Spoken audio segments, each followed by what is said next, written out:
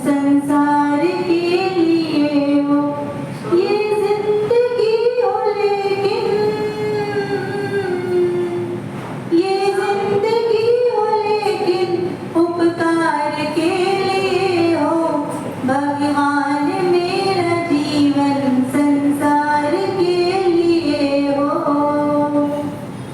सुंदर स्वभाव मेरा दुश्मन का मन पलट दे, ममता का रंग गहरा विवाद को सलट दे।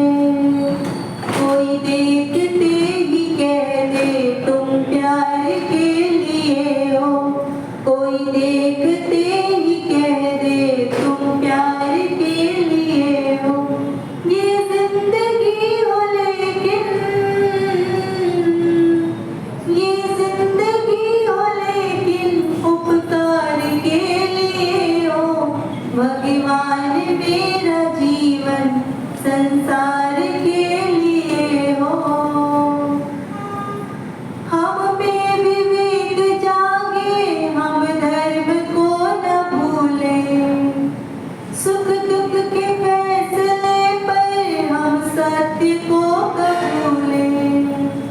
हम में विवेक जागे, हम धर्म को न भूलें, सुख दुख के फैसले पर हम सत्य को कबूलें। चाहे हमारा यह तन, चाहे हमारा यह तन तलवार के लिए हो। ये जिंदगी हो लेकिन, ये जिंदगी हो लेकिन उपकार के लिए हो। भगवान मेरा जीवन संसार के लिए हो।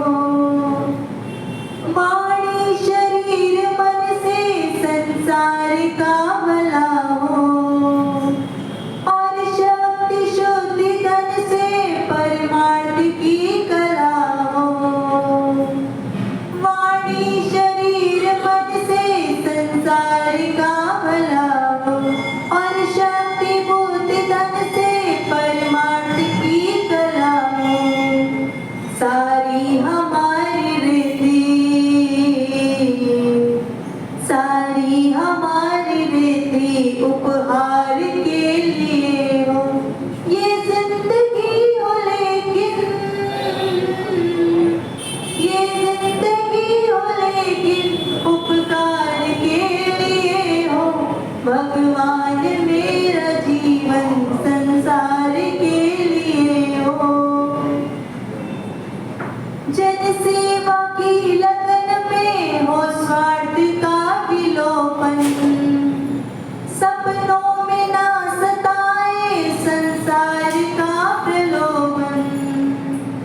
जन सेवा की लगन में हो स्वार्थ का विलोपन, सपनों में ना सताए संसार का प्रलोभन। चाहे हमारी नैया, चाहे हमारी नैया मझधार के लिए हो। ये जिंदगी हो लेकिन, ये जिंदगी हो लेकिन उपकार के लिए हो। भगवान मेरा जीवन संसार के लिए हो। भगवान मेरा जीवन संसार के लिए हो।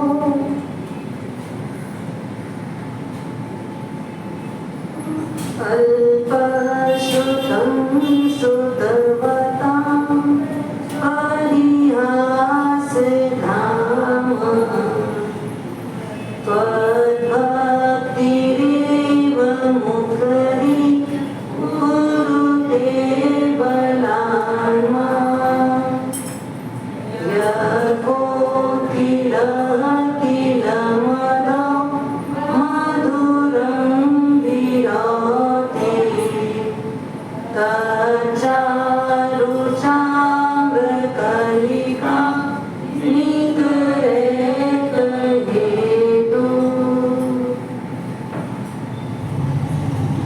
धर्म प्रेमी बंधुओं, माताओं बहनों,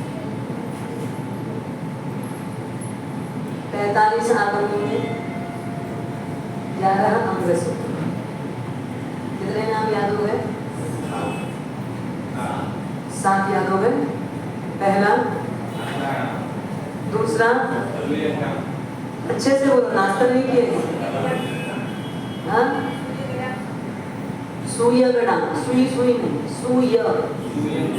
सूयगणांग सूत्र। तीसरा, खाना।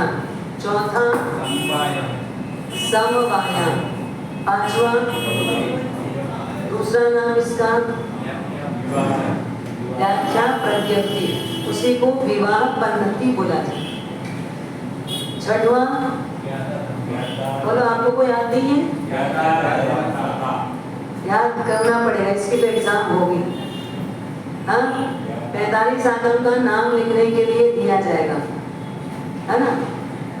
छठवां, ज्ञाता धर्म कथा। सातवां, उपासक दशांग। और 8वां, अंतगढ़ दशांग। अंतगढ़ दशांग मतलब इसका संस्कृत नाम है अंतकृत दशांग। अंतगढ़ दशांग। 7वां कौन सा? 8वां कौन सा है? अंतगढ़ दशांग। हाँ, अंतगढ़ दशांग में अंतकृत केवलियों के नामों का उल्लेख है। अंतकृत केवली वो होते हैं जिनको अभी केवल ज्ञान हुआ और अभी ही साथ साथ में अंतर्मुहूर्त में जिनका मोक्ष हो गया। केवल ज्ञान और मोक्ष के बाद अंतर्मुहूर्त से ज्यादा जिनका अंतराल नहीं होता उनको बोलते हैं अंतकृत केवली। इस सूत्र का वाचन स्थानकवासी संप्रदाय में पर्वाधिराज पर्युषण पर्व के अंतर्गत, जैसे अपने यहाँ कल्प सूत्र चलता है, उनके यहाँ अंतगढ़ सूत्र चलता है। तो ऐसे अंतकृत केवली जो जो हुए हैं उनके नाम का उल्लेख, उनके जीवन के बारे में उल्लेख इस सूत्र के अंतर्गत आता है। तो 8वां है अंतगढ़ दशांग सूत्र। अंतगढ़ दशांग सूत्र, और इसका संस्कृत नाम है अंतकृत दशांग सूत्र। हाँ, याद रह जाएगा ना इतने में? अंतकृत दशांग सूत्र। भाई आप याद, हाँ, नहीं तो ये आगे वालों से हेल्प लेते जाना, पीछे आने वाले। और अपनी बात चल रही है परमात्मा के इसी 45 आगमों में आने वाला एक आगम जो परमात्मा की अंतिम वाणी के रूप में है, जिसको परमात्मा मोक्ष में जाने के पहले पहले जिसका वर्णन किए।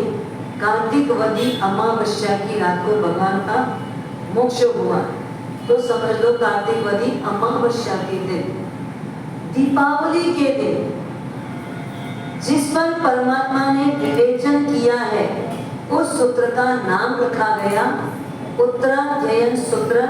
इसका दूसरा नाम, थोड़ा दिन हो गया, 2-4 दिन से दोहराया नहीं है, अपृष्ठ व्याकरण। करेक्ट, अपृष्ठ व्याकरण है ना? अपृष्ठ व्याकरण अंतर्गत का दूसरा नाम है अपृष्ठ व्याकरण। उत्तराध्ययन सूत्र का दूसरा नाम है अपृष्ठ व्याकरण। अपृष्ठ व्याकरण मतलब बिना पूछे, पृष्ठ मतलब पूछना, पृष्ठ मतलब पूछना, तो बिना पूछे जिसमें परमात्मा ने लगातार प्रश्न उत्तर प्रश्न उत्तर प्रश्न उत्तर, मतलब परमात्मा ही उत्तर उत्तर उत्तर देते गए, उसका नाम पड़ गया उत्तराध्ययन सूत्र।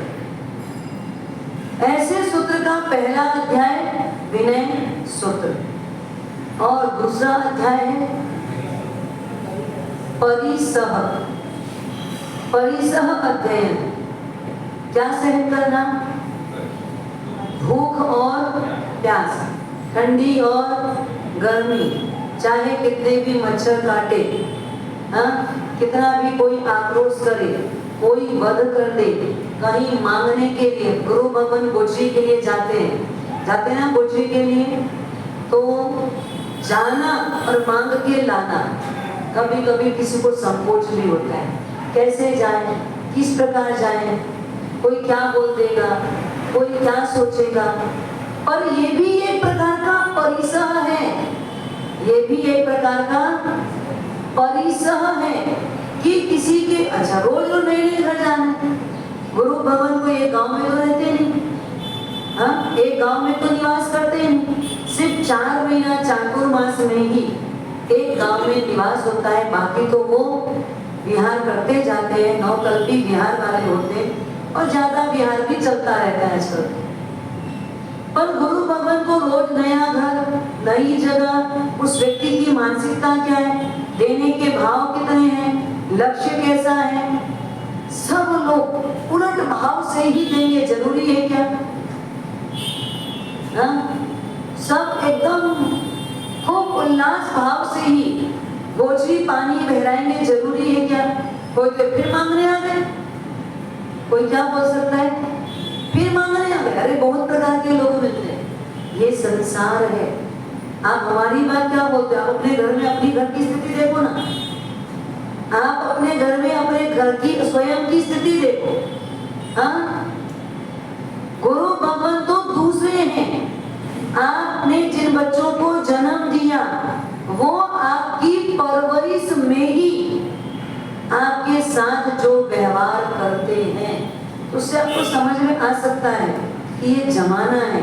और जमाने की ही बात नहीं है, हर एक व्यक्ति का इतना ज्यादा उल्लास भाव जागृत रहे कि मेरे घर गुरु भगवान पधारे ही, और पधारे तो खाली जावे ही नहीं, और जब कभी पधारे जाए तो हम उनको हर चीज लहरा पाए, हर चीज दे पाए, जो हो हमारे पास बहुत उत्साह के साथ दे। और वैसे भी श्रावक का कर्तव्य क्या है, श्रावक का कर्तव्य क्या है गोचरी पाने को लेकर? श्रावक जब भोजन करने बैठे तो उससे पहले वो क्या करे, भावना पाए। कोई अतिथि आ जाए, कोई गुरु भगवान पधार जाए, तो पहले मैं उनको भोजन करवाऊं, उनको आहार दान दूं, उनका सुपात्र दान का काम करूं, उसके बाद ही मैं भोजन दूं। ये संकल्प हर एक श्रावक का होना चाहिए कि नहीं? और इसी एक संकल्प से एक सुधार, इसी एक संकल्प से एक सुधार राजघराने का था, पर संकल्प था प्रतिदिन किसी न किसी को पहले देना, भोजन करवाना, कोई गुरु आदि मिले तो उनको सुपात्र दान आदि देना, न मिले तो कोई न कोई सतगृहस्थ को बुलाकर उसे जिमाना। ये एक श्रावक का लक्षण है, ये श्रावक के नियम है, श्रावक के रूल्स हैं। पहले किसी को भोजन करवाना, पहले कोई ना कोई गुरु भगवान को बोलाना, उसके बाद ही भोजन करना। पर वो समय से करे तब तो वो भावना भी भाई, टाइम पे टाइम करेगा तो क्या होगा? बेसमय गुरु महाराज को प्रार्थना की, हाँ अतिचार में बोलते हैं ना, अतिचार में बोलते हैं कि नहीं कहते आप लोग? अतिचार में पढ़ते हैं, बेसमय गुरु महाराज को प्रार्थना की। अब रात को प्रार्थना करते हमारे साहब का गोचरी आना, वो समय है गोचरी बोलने का, हमारे साहब आहार पानी का लाभ दीजिएगा बोलने का समय है नहीं है ना? रात के समय में गुरु महाराज से आहार पानी की विनती नहीं की जाती। अच्छा अब समय भी जा चुका है, 2-2:30 बजे हमारे साहब मेरे घर पधारो गोचरी के लिए, हमारे साहब मेरे घर पधारो गोचरी के लिए। हमारे साहब कहते भाई हम लोग तो सब गोचरी करके उठ चुके हैं, हमारे यहाँ गोचरी वाला काम संपन्न हो चुका है। अरे हमारे साहब मेरे को हाथ फंस है, आपको चलना ही पड़ेगा, आज तो मेरा संकल्प है, आज तो मेरा नियम है, आज तो मैं बहराए बिना। तो भाई तुम्हारा नियम है, हमारा नियम तो पूरा हो चुका, हमने भोजन का नियम ही यहाँ तक का रखा था। हमारा तो तीसरे प्रहर में गोचरी हो गई, अब हम गोचरी लेने जा भी नहीं सकते और हमको खपत भी नहीं है, हमको आवश्यकता भी नहीं है। अरे मर साहब थोड़ा सा ले लो ना, सूखा ही ले लेना। तो सूखा को लाके क्या करे, डब्बा में रखे, सूखा लाके क्या करे, डब्बे भर के रखे, कल काम आएगा। हाँ रख सकते हैं साधु भगवान, मर साहब थोड़ा सूखा ही ले लेना। तो सूखा लेना कब, जब अभी आवश्यकता नहीं है, और लेके आएंगे तो क्या होगा, लेके आ सकते हैं, लाके रख सकते हैं, नहीं रख सकते। गुरु भगवान अपने पास कोई सूखी सामग्री भी नहीं रख सकते, उनको तो आज लाओ, आज वापरो और पात्रे धो के पोंछ के साफ करके रख दो। तो बेसमय गुरु महाराज को प्रार्थना नहीं कर सकते। वो सुधार दोपहर मध्याह्न काल का समय है, मध्याह्ने चढ़ियो सूर्य, मध्याह्न का सूरज तपा हुआ है, उस समय अपना टिफिन खाने का समय है, जंगल में है, जहां कोई इंसान भी नजर नहीं आ रहा है, जहां एक मानव भी दिखाई नहीं दे रहा है। तो अपने जैसे लोग होंगे तो क्या सोचेंगे, अब यहाँ का नियम पड़ेगा। और सब घर में रहकर तो नियम दे दो, बाहर की छूट देना। अगर ये नियम भी करोगे तो क्या बोलोगे, आपको हर नियम कैसा चाहिए, घर बाहर की छूट। मेरे को तो समझ नहीं आया, घर की भी छूट की बाहर की भी छूट, कहाँ की छूट, कहाँ की छूट रखते हो बोलो। हाँ देश विदेश में छूट, अब देश में रहो तो छूट और विदेश रहो तो छूट, और क्या बोलते हो, आसमान में छूट। वो एक बार मेरे साथ धोखा हो गया, बहुत बड़ा धोखा हुआ भैया। आज मात्र छूट में तो बहुत बड़ा धोखा है। अब ये शब्द मुझे समझ में आवे नहीं, और आदमी एकदम आखिरी में बैठा हुआ, थोड़ी सभा बड़ी थी, लोग ज्यादा थे, लास्ट में बैठा हुआ व्यक्ति पूरे प्रवचन के आखिरी में खड़ा हुआ और कहा कि महाराज साहब आपने अभी वो जमीन छोड़ने की बात बोली, मैं आपको वचन देता हूँ आज जीवन मेरे को पचकान करा दो, बस साजमांद की छूट रखना। काय की छूट, साजमांद की छूट, हाजमांद की छूट रख दो बात। अब दूर से बोला, समझ पूरा आया नहीं, बस इतना ही समझ आया कि वो जीवन भर के लिए संकल्प कर रहा है। छूट बोला है, कुछ रखा होगा 2 4 5 7 दिन, जो दे दिया नहीं। हम चौथे 5वें दिन उनके घर बोची जाना हुआ, और वो सावक का भोजन करते हुए वहां मिलना हुआ। जैसे ही गुरु भगवान बाहर से क्या बोले, धर्म लाभ, इंडिकेशन है ना, काय के लिए ये, अगर धर्म लाभ है तो क्या सावधान हो जाओगे, काय के लिए, किसके लिए सावधान, कुछ असुस्ता हो तो सुस्ता कर लो, ऐसा। आप कच्चे पानी के हाथ वाले हो तो फटाफट पोंछ लो, ऐसा। गैस चालू हो तो बंद कर दो, ऐसा। कोई चीज ऊपर चढ़ी हो तो नीचे उतार लो, ऐसा। तो काय के लिए धर्म लाभ, कदापि नहीं, ये आशय नहीं। गुरु भगवान जो धर्म लाभ बाहर से बोल के जाते हैं, उसका आशय ये है, घर में आज इक्का दुक्का लोग हैं, कौन कैसे बैठा है, कैसा उठा है, कौन किस प्रकार की चर्या में लगा हुआ है। तो उस समय जब गुरु भगवान धर्म लाभ बोले, पल्ला नहीं हो तो ढक लो भाई, थोड़ा अस्त व्यस्त कपड़े में हो तो थोड़े ठीक हो जाओ, कहीं एक दूसरे के साथ अटैच होके बैठे हो तो मर्यादा में आ जाओ। इसलिए गुरु भगवान धर्म लाभ बोल के अंदर जाते हैं, पर थाली छुपा दो इसके लिए नहीं जाते। जैसे ही धर्म लाभ बोले, वो सावक ने अपनी थाली छुपाना चालू कर दी। क्यों?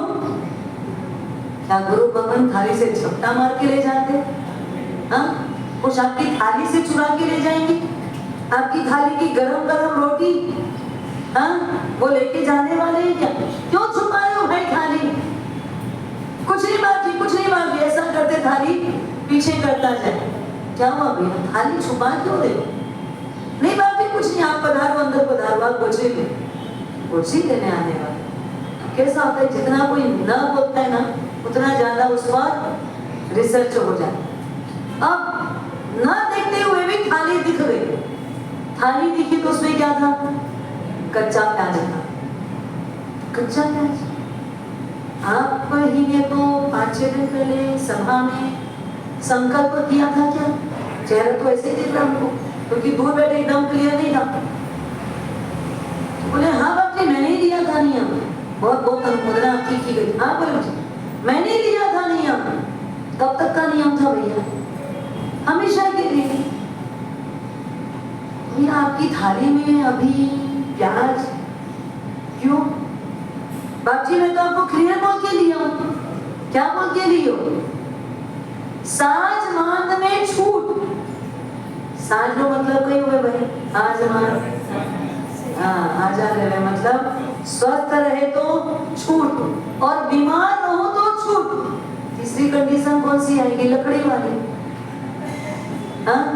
मतलब स्वस्थता में भी छूट है और मानगी में भी छूट है, बीमार रहो तो भी छूट है। तो अभी क्या है, बीमार सब स्वस्थ हो ना, स्वस्थता में छूट है मेरी। तो अगर ऐसे धोखा देता है, मतलब आप देश में रहो तो छूट, विदेश में रहो तो छूट, देरी जल्दी छूट, ये छूट छूट ऐसे नहीं रखी और इस प्रकार की छूट रखना भी नहीं। नियम लेना तो मजबूती से लेना और सख्ती से उसका पालन भी करना। हर नियम को पूरी मजबूती से लो और उसका पालन भी मजबूती से करो। अब वो सुथार जंगल में है तो भाई बाहर की तो छूट रखा ही होगा। जंगल में जहाँ एक इंसान नहीं है वहां उसका वो नियम पढ़ सकता है क्या? हाँ, नियम पढ़ सकता है? पढ़ सकता है क्या नियम? आप रहोगे तो पलेगा, आप लोगों का नियम पलेगा भैया, दादाजी नियम पलेगा आपका?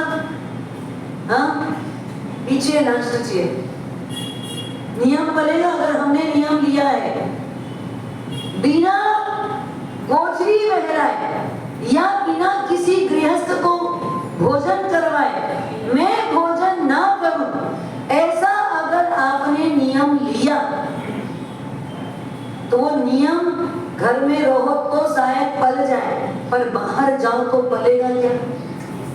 हाँ, मुश्किल है, असंभव तो नहीं ना, इम्पॉसिबल तो नहीं ना, कठिन हो सकता है, थोड़ा सहना पड़ सकता है, थोड़ा वेट करना पड़ सकता है, पर ना हो, पले नहीं, ऐसा हो सकता है क्या?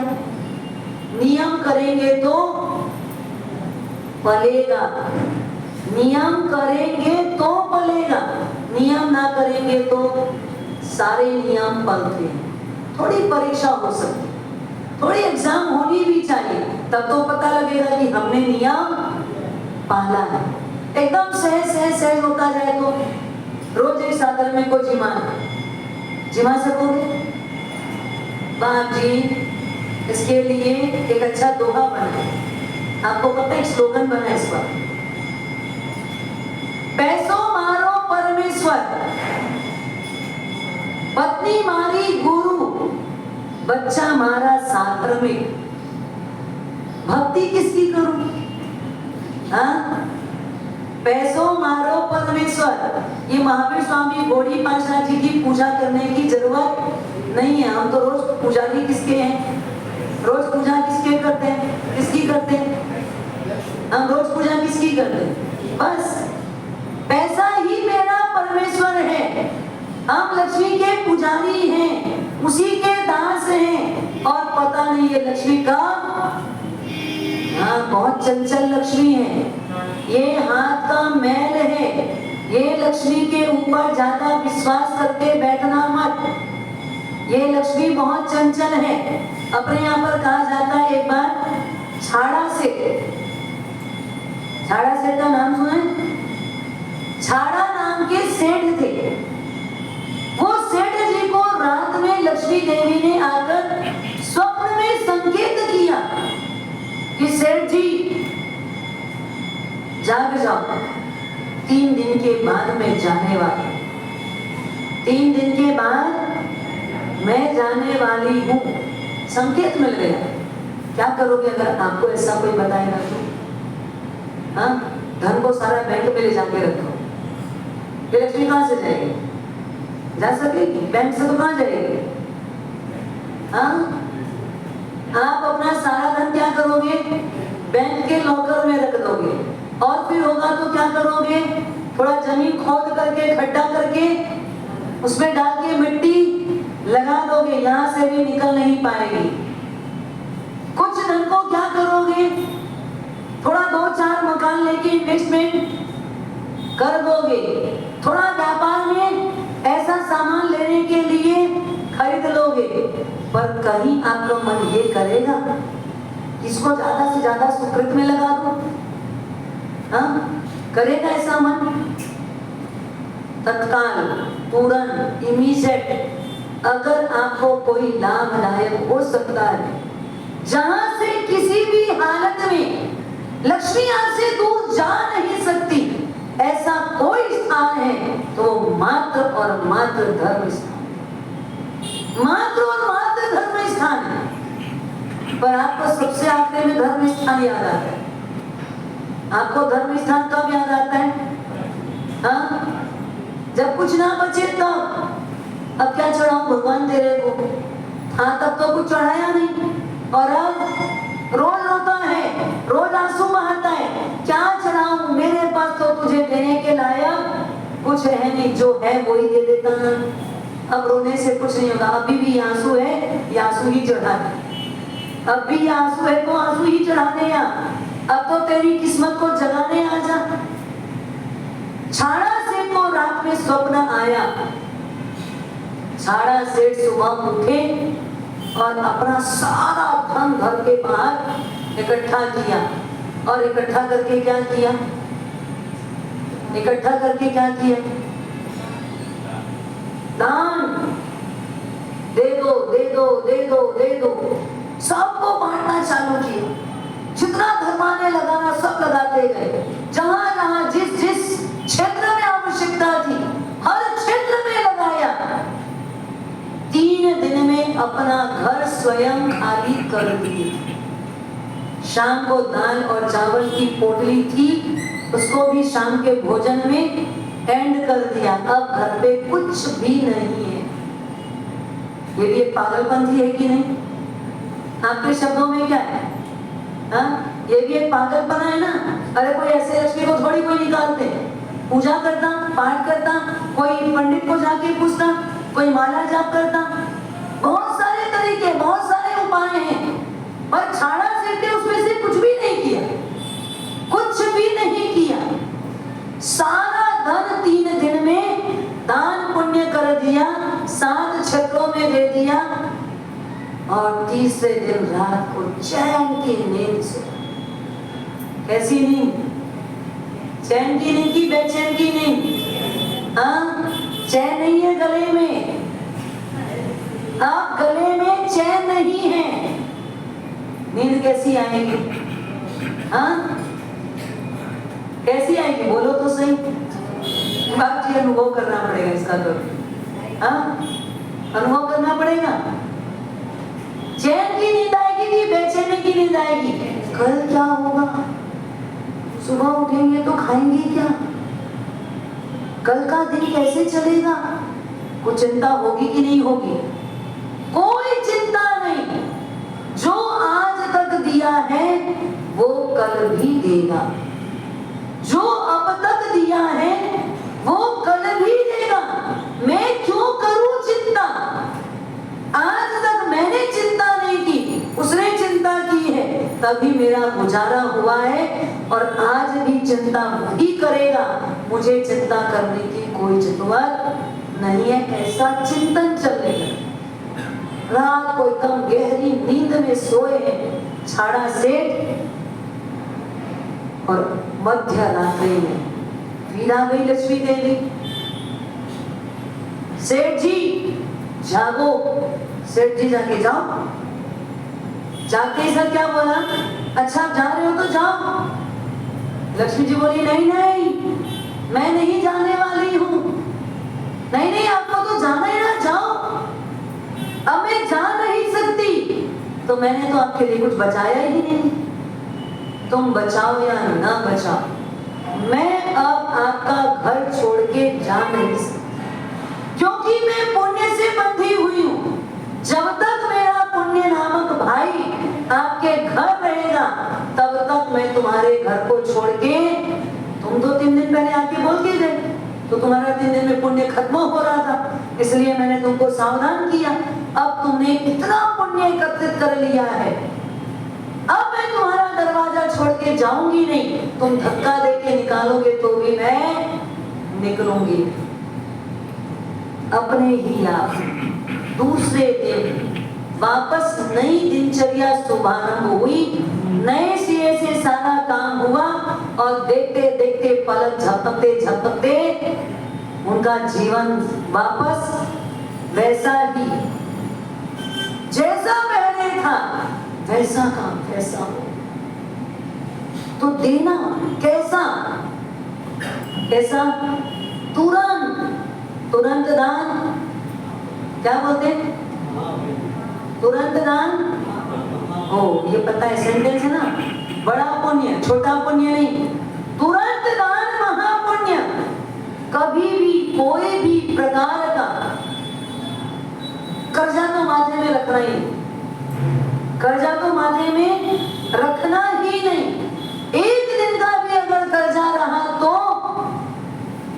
बहुत भारी काम है, होना ही नहीं चाहिए। पर हमने तो क्या मान लिया, पर सब घर में सब पैसा घर में ही चाहिए, हमको देना ही नहीं है, हमको देना ही नहीं है। और देने के लिए नहीं तो नाम लिखाया, फिर क्या किया। एक सावक का नाम मुझे बहुत पहले पता लगा था कि एक सावक थे, बोले बहुत बार जब चंदा लेने जाते थे ना, वो टिप तो लिखा देते थे, पहली टिप उनकी लिखी भी जाती थी, और उसके बाद बहुत लोगों की टिप लिखी जाती, फिर लास्ट में जब सबकी टिप हो जाती तो सावक क्या बोलता, अब मेरा नाम हटा दो, अब मेरा नाम हटा दो। क्यों भाई, आपने लिखाया मतलब देना नहीं, मैं तो सबको दिखाने के लिए कि भाई मैं देता हूं तो सब मेरे को देख देख करके पीछे देंगे, तो उनको कितना कर्म बंधेगा। समझ में आ रहा है। एक बार आपने समाज में दिखा दिया और दिया नहीं, सोचो अगले जन्म में कितना कितना कितना कितना चुकाना पड़ेगा, कितना चुकाना पड़ेगा, बेहिसाब चुकाना पड़ेगा। थक जाओगे चुकाते चुकाते, लेकिन चुकाना बहुत कठिन हो। प्रतिदिन देने का नहीं। हमारी भारतीय संस्कृति क्या है, आर्य संस्कृति क्या है, प्रतिदिन देने के संस्कार। आप रोज देते हो, रोज देते हो, रोज दान नहीं करते, डेली कुछ ना कुछ दान जरूर करना चाहिए, नियमतः करना चाहिए। हमारे यहाँ के संस्कार, खास करके जैनों में और मारवाड़ियों का तो मुझे ख्याल है कि रोज देने की परंपरा है। हमारी बहनें जब रोटी बनाने बैठे तो पहली रोटी क्या करती हो, अभी तो आप लोग मना किए, हाँ, पहली रोटी किसकी बनाते हो, गाय के लिए, कुत्ते के लिए, जिसके लिए भी, कोई एक जानवर की। मतलब क्यों, हमारा देने का संस्कार, खाने से पहले किसी को खिलाने के संस्कार, अपने लिए बनाने से पहले किसी को देने का संस्कार है कि नहीं। हमारे की संस्कार सब लोग बनाते हो ना, पहली रोटी अपने लिए होती है। कभी कभी हम लोग पहुंचे जाते हैं ना, तो लोगों के घर में मान लो पहली रोटी वो बनी और एक ही रोटी बनी है, वो क्या करता है, नीचे से दोनों रोटी उठा लेता है। हम बोलते नहीं, आपकी कटोरा की पहली रोटी छोड़ के बैठो, नहीं बाप जी दे दो दो रोटी, अरे नीचे की खाली हो जाएगी। और हमारे को किसके निमित्त की दे रहे हो, हाँ, किसके निमित्त की, अरे गाय और कुत्ते के निमित्त की बनी हुई रोटी है, ये नीचे वाली रोटी हमको मत बहराओ। तो कभी कभी ये भी व्यक्ति को विवेक चूक जाते हैं लोग, ये गाय और कुत्ते के लिए बनाई हुई रोटी किसी और को न दी जाए, किसी और के काम में न ली जाए और वो रोटी उसी दिन दे दी जाए, उसी दिन दे दी जाए, उसको दूसरे दिन भी नहीं, प्रतिदिन देने के संस्कार। पर आप लोग ये रोटी देते कब हो? बनाते तो पहले हो और देते कब हो? हैं? गाय की रोटी बाई को देते हैं। हाँ, कई प्रकार की, नहीं मिलती नहीं मिलती ऐसी वाली बात नहीं है, अपने अपने घर का अलग अलग प्रकार का रूल्स रेगुलेशन है, और देते हैं वाली बात है, देते हैं वाली बात है। और कई बार क्या होता है, कई घरों में एक ऐसी प्रथा है, आज रोटी बना लेते हैं, कटोरा खाली नहीं होना चाहिए के चक्कर में क्या करते हैं, रोटी बनी की बनी थी, दूसरे दिन सवेरे उठते ही साथ गाय को, कुत्ते को, तो मंदिर जाते जाते डब्बे के ऊपर, हाँ, मंदिर के डब्बे के ऊपर एक रोटी लेके जाते हैं। फिर क्या करते हैं, जाते जाते रास्ते में गाय दिखे, कुत्ता दिखे, उसको देख के आगे बढ़ते। सुबह इतनी सुबह बनाया कौन, कहाँ से वो रोटी, हाँ, कल की थी, कल वाली रोटी थी, तो वो काम नहीं आती।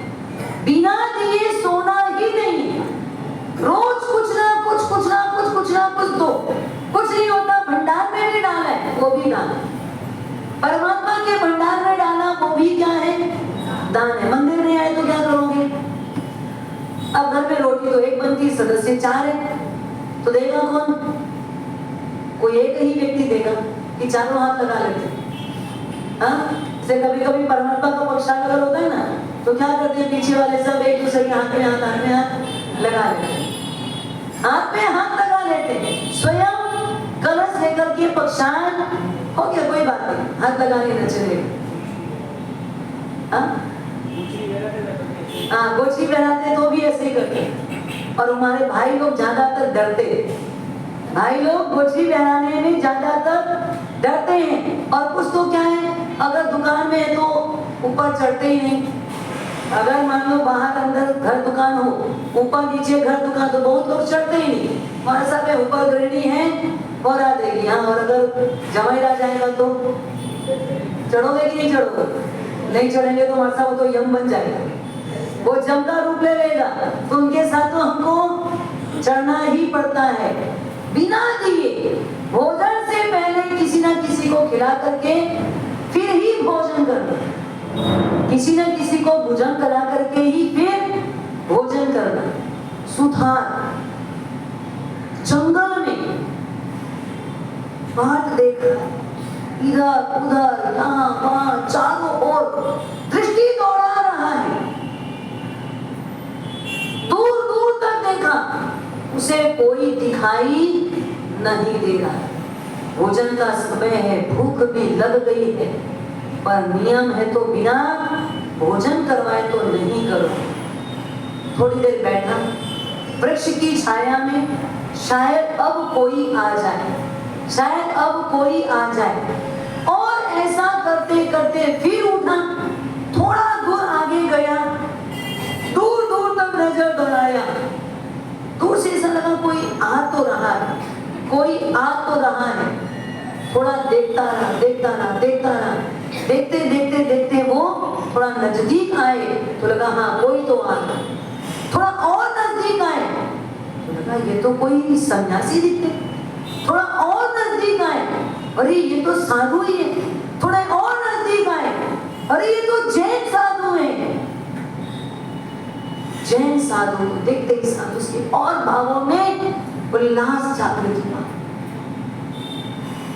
गुरु भगवान निकट आए, उन्होंने रास्ता पूछा, भैया हम रास्ता भटक गए हैं, हमको उस गांव जाना है, पर ये जंगलों में क्या पगडंडियां होती है, कोई पगडंडी इधर, कोई इधर, कोई उधर, कई बार समझ नहीं आता, पगडंडियों में कई बार रास्ता भूल जाते हैं। गुरुदेव मैं आपको रास्ता दिखा दूंगा, पहले आप मेरे पास निर्दोष आहार है, मैं अपने लिए जंगल में भोजन लेकर के आया हूँ, पर मेरा भी एक नियम है, पहले मैं किसी को आहार दान दे दूं, उसके बाद मैं भोजन करूं।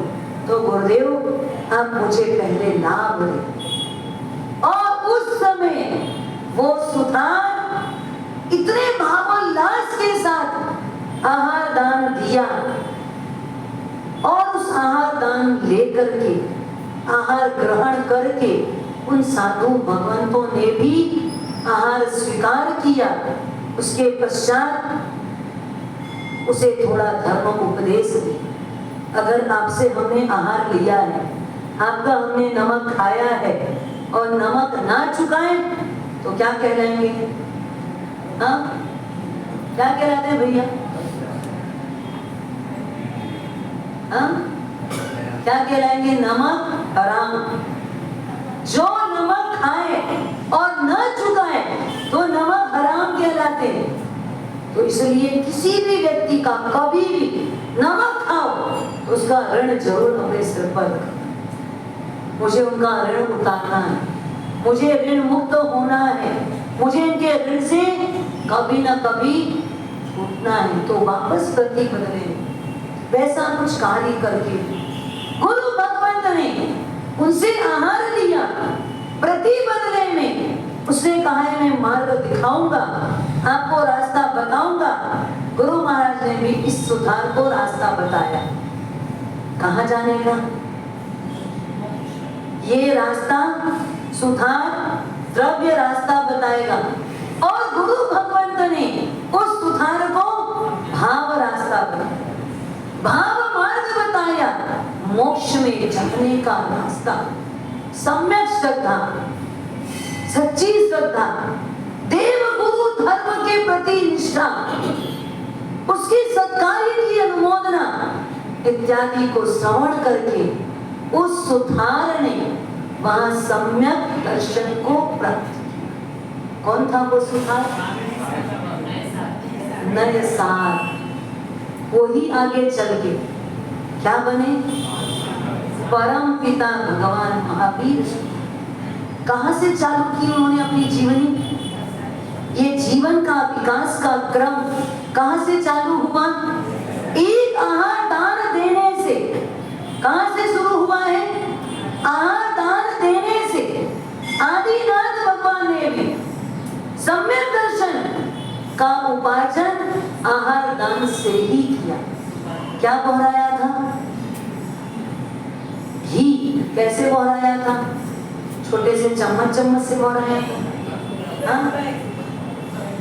डब्बा उल्टा दिया तो पागल से गिर जाएगा। उलट भाव से डब्बे को उल्टाता गया, भाव भी उलटता गया, उल्लास भाव के साथ। और इतना घी कैसे वापरेंगे इसकी चिंता उसको करने की जरूरत नहीं। इतना सारा मैं घी बहराऊं कैसे? ये तो बहुत दिन से आहार प्राप्त ही नहीं किए, इनके तो पाचन तंत्र सबके सिकुड़ चुके हैं, क्योंकि ये तो सार्थवा के संग में आए हुए हैं और वही सार्थवा धन सार्थवा। जब उलट भाव से गुरु भगवंत को घी का दान किया और दान करते करते करते क्या प्राप्त किया? सम्यक दर्शन, जिसके बाद ही हमारे जीवन का लिमिटेड, हमारा जीवन लिमिट कहाँ से? सम्यक दर्शन से। भाव की गणना सम्यक दर्शन से ही। कितने भाव करेंगे इसकी गिनती सम्यक दर्शन से ही होती है। और गुरु भगवान को देते देते देते सम्यक दर्शन की प्राप्ति। तो ये है सुपात्र दान। देने का लक्ष्य आए कि न आए, लक्ष्य रोज हो।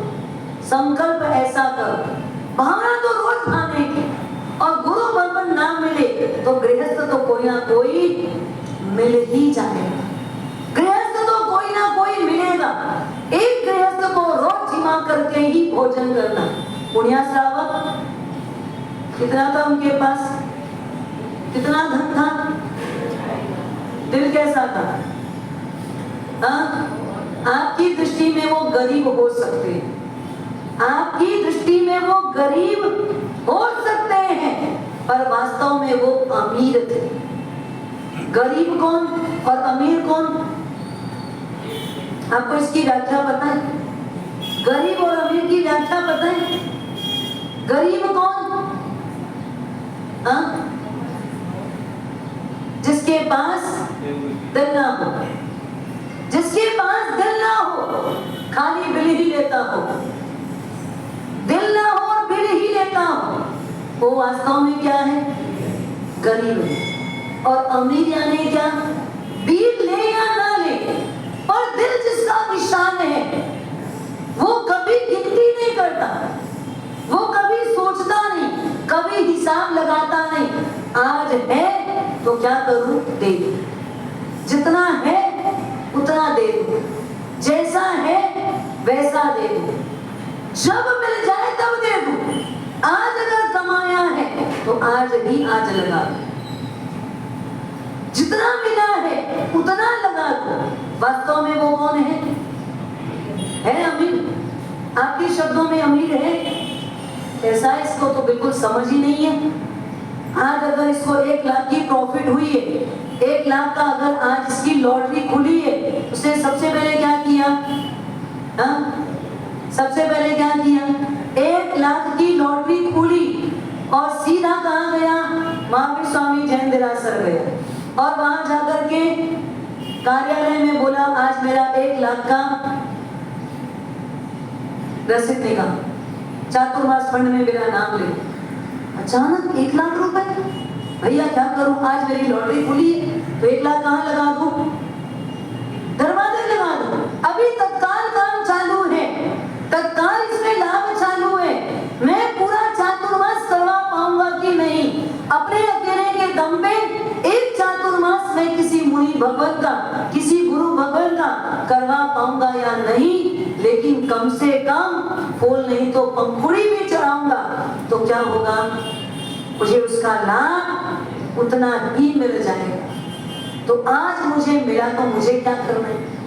आप उसको क्या करें? ऐसा थोड़ी करते भाई, अरे घर ले जाए 50% करता, 20% करता, 10% करता, कुछ दे करके बाकी अपने आगे के लिए रख ले, और आगे कितना कुछ काम आता है। संयोग से अगर उस व्यक्ति को 1 सप्ताह के बाद अगर कोई बीमारी निकले तो आप जैसे लोग उसके पास जाओगे तो क्या बोलोगे? क्या बोलोगे? बताओ, क्या कहोगे? 1 सप्ताह के बाद अगर मान लो उसको हार्ट की कोई तकलीफ आ गई, कोई खुदा न खास्ता कोई कैंसर जैसा रोग अगर उसको डिटेक्ट हो गया, तो आप उसको क्या बोलोगे? हम लोग सब सलाह देने में माहिर है, हमने सलाह देने में PhD की है। ऐसे तो कोई वकील से सलाह हो ना, मुफ्त में नहीं देता, पर आप मुफ्त में वकील बन के सलाह दे देते हो। क्या बोलते हैं उसको? देख भाई, वो 1 लाख रुपए तो तेरे को 1 सप्ताह पहले ही मिला था, तुझे उसको रख लेना था। आज वो कितना काम आता, आज वो कितना काम आता। आज अगर वो रुपए होता तो तुझे इधर उधर झांकने की जरूरत ज्यादा नहीं पड़ती। आपको भी यही लगता है ना, इसलिए बचा के रखो। वो बोलता है मेरी किस्मत में है ना, देने के लिए लिखा था इसलिए मिला। अगर मेरी किस्मत में ये बीमारी के लिए लिखा होता तो मेरे को ये मिलता ही नहीं, ये मेरी लॉटरी खुलती ही नहीं। बीमारी तो बाद में आई। अगर मान लो मैं लेके निकला और मेरी जेब कट जाती तो आप क्या बोलोगे? बोलो, जवाब है आपके पास? मैं वहां से लेके निकलूं और मेरी रास्ते में जेब कट जाती तो आप क्या बोलोगे? हो सकता है कि नहीं? पॉसिबल है कि नहीं? आपके हाथ में बैग है और बैग कोई पार कर जाता तो आप क्या बोलोगे? भैया बीमारी में अब काम आता, उसमें मेरा कुछ हिसाब है ही नहीं। वो तो मैंने जिस दिन टिकट ली थी ना, उस दिन से संकल्प था, अगर मेरी लॉटरी खुलेगी तो मैं इसको क्या करूंगा?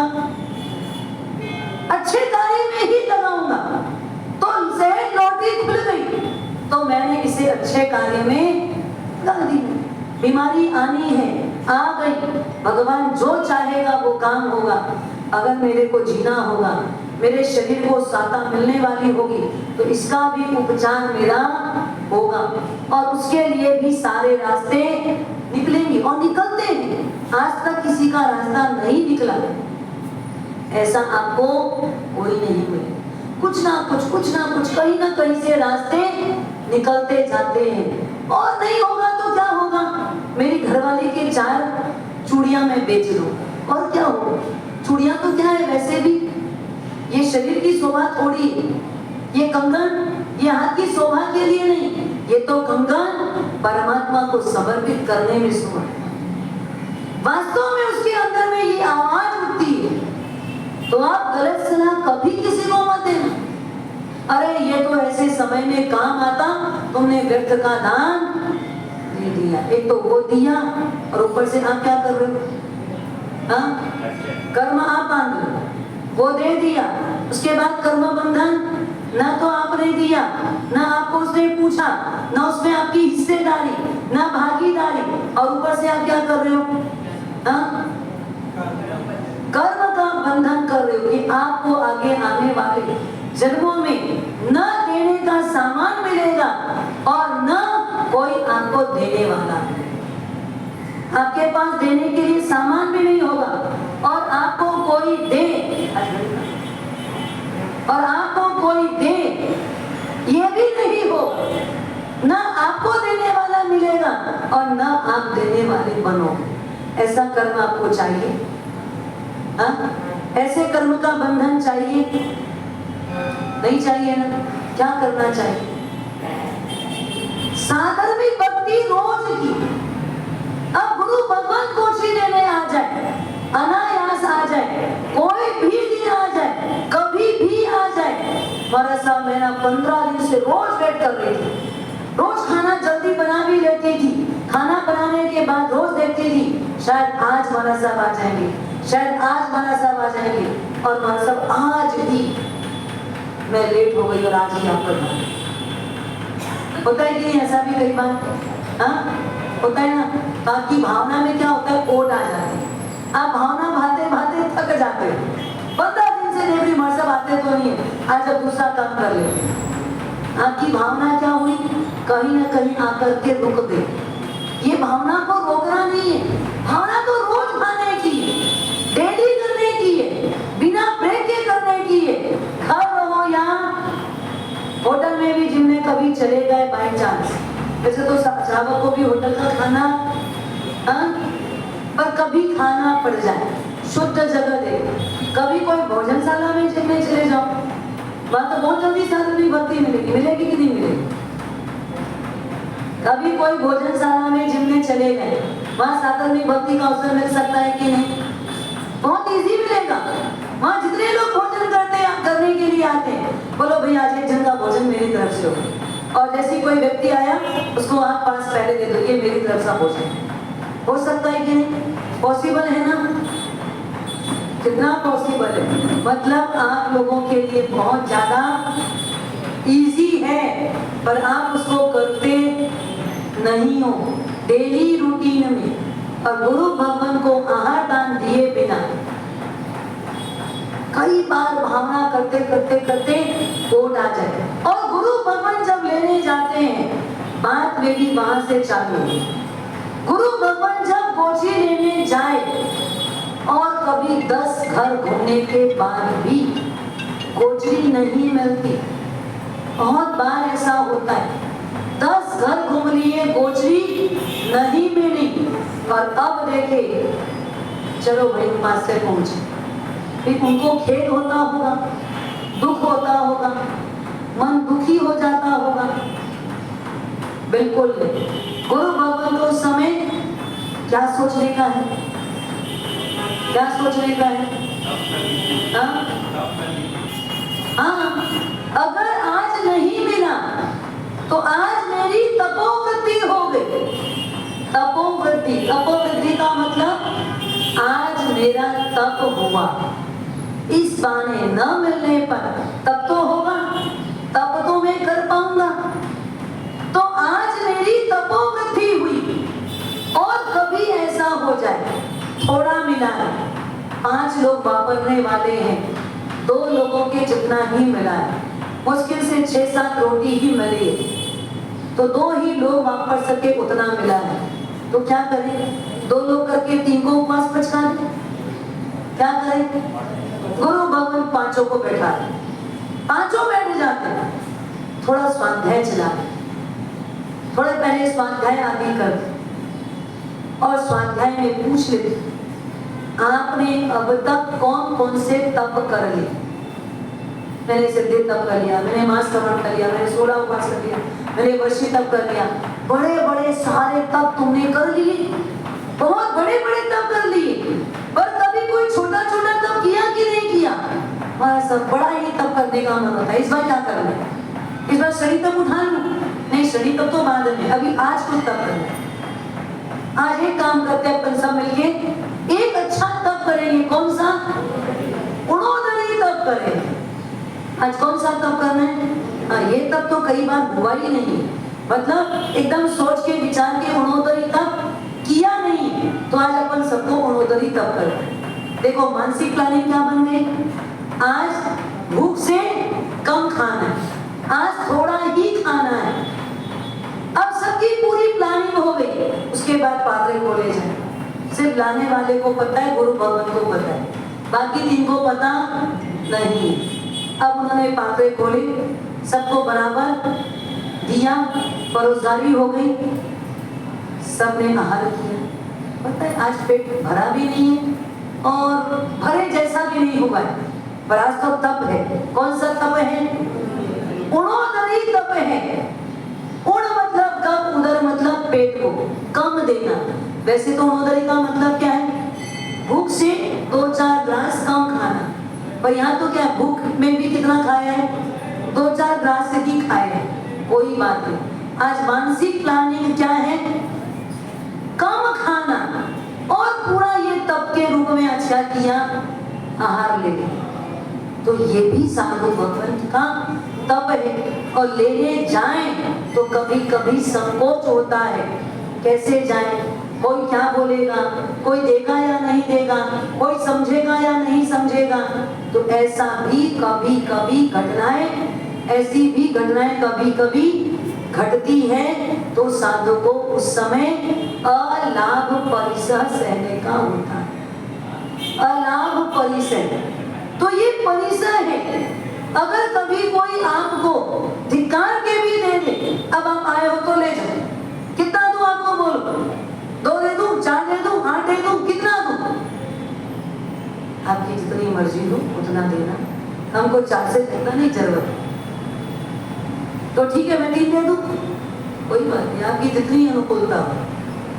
अलाभ परिसह, उस समय कोई भी प्रकार से अंदर से आर्त ध्यान नहीं, मन में किसी भी प्रकार का उद्वेग नहीं, अगले व्यक्ति के लिए भी मन में कोई कुविकल्प नहीं, तो ये भी परिसह है, इनको भी सहना होता है। अब इधर उदय भान वीर भान की बात चल रही। गेंद कहाँ चली गई खेलते खेलते? वीर भान ने गेंद जोर से फेंकी और वो गेंद उछलकर चली गई श्री रानी के महल में, और श्री रानी ने उसको छुपा दिया और वापस आकर गवाक्ष में बैठे। सारे के सारे लोग वीर भान को बोलने लगे, तूने इतनी जोर से गेंद फेंकी क्यों? अब वहां चली गई, कैसे लाएंगे? वीर भान ने बोला कोई बात नहीं, मैं ले आता हूँ जाकर। चलो भैया उदय भान, उदय भान बड़े भाई को लेकर के वीर भान वहां पर पहुंचा। उदय भान बाहर खड़ा है। वीर भान जैसे ही आगे आया, माँ से पूछा, माँ यहाँ कोई हमारी गेंद आई क्या? अंदर आई है देख लो, अंदर आई है देख लो। जैसे ही वीर भान गेंद लेने के लिए अंदर प्रवेश किया और दौड़ती हुई श्री रानी अंदर आई और उससे लिपट गई। आज हम तुमको छोड़ेंगे नहीं। निर्लज्ज, धृष्ट, माँ का रूप होकर के बेटों से ऐसी डिमांड, शर्म नहीं आती? वीर भान को जितनी ताकत लग सकती थी उतनी ताकत वीर भान ने निकाली। छोड़ दो मुझे, अगर नहीं छोड़ा तो मैं इतनी जोर से आवाज लगाऊंगा कि तुम्हारी आज पोल खुल जाएगी, तो तुम कितने काले हो। देखो रानी बोली, देखो अगर तुम अपना प्राण बचाना चाहते हो तो मेरी बात स्वीकार कर लो। देखो एकांत है, मैं भी अकेली हूँ, तुम भी अकेले हो, आज एकदम अच्छा अवसर है, वीरभान बोला, चाहे प्राण चला जाए मंजूर नहीं है, जो लेना है ले लेना, लेकिन मैं ये गलत कुकार्य कभी पसंद नहीं करूंगा। जो करना है कर लो, और मैं अकेला नहीं आया हूँ। ध्यान देना, मेरा बड़ा भाई बाहर खड़ा है। इतने बोलते में तो उदयभान अंदर आए, अंदर आते ही साथ वीरभान को उसने छोड़ा तो सही, पर मांग करने लगी सी, मुझे स्वीकार कर लो, तुम जो बोलोगे, जैसा बोलोगे, मैं तुमको वैसा सब सुख दिलवा सकती हूँ। अभी तो वीर धवल राजा मेरी मुट्ठी में है, वीर धवल राजा मेरी मुट्ठी में है, मैंने उनको अपने रूप जाल में फंसा लिया है। तुम जो मांगोगे मैं तुमको दिलवा सकती हूँ, लेकिन ऐसा अवसर चूक जाओगे तो जीवन भर पछताओगे। उदयभान वीरभान ने देखा यहाँ से भागने के सिवाय कोई उपाय नहीं, वो तुरंत श्री रानी का पीछा छुड़वा करके भागने लगे, तो श्री रानी ने दरवाजा रोका, हाथ आड़े कर दिया, तुम यहाँ से जा नहीं सकते। श्री रानी को दोनों ने मिलकर धक्का दिया और दोनों वहां से भागने लगे। उनका भागना और उधर श्री रानी का जोर से चिल्लाना, पकड़ो पकड़ो पकड़ो, ये दुष्ट लड़कों को पकड़ो, ये दुष्ट हैं, मेरी लज्जा छीनने आए हैं, मेरे साथ में गलत कार्य करने आए हैं। जैसे उसने जोर से बोला तो पास के महल में रहे हुए राजा वीर धवल दौड़ते दौड़ते आए।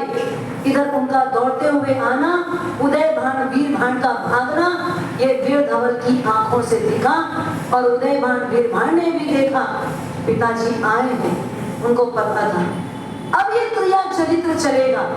वो एक गुप्त जगह पर छुपे और देखने लगे कि ये नई रानी पिताजी का काम क्या भरती है, और पिताजी कौन सी बात के बस में हो जाते हैं, क्या वो सत्य जानने को तैयार हैं या नहीं तैयार हैं, उनका मन कौन सी बात को स्वीकार करता है। श्री रानी उनको क्या वार्तालाप बताती है, क्या प्रसंग बताती है, उसका अधिकार अगले वर्तमान जो कहा जाए।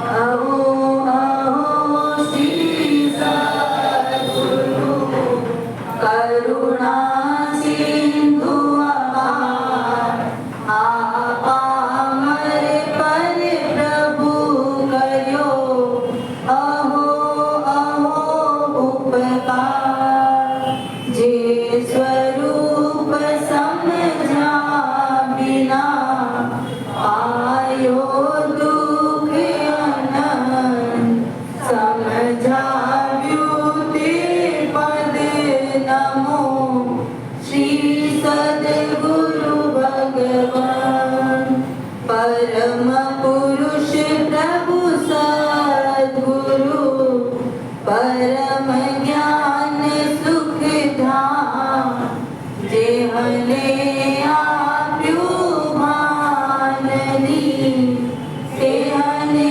सदा प्रणाम, देह छता देहनी दशा, वर्ते देहाती, ते ज्ञानी ना चरण मां, ओ वंदन अगणी, श्री जिन दत्त कुशल गुरु, हरि कविंद्र सुख धाम, ज्ञान वल्लभ जिन कुसुम श्री, निपुणा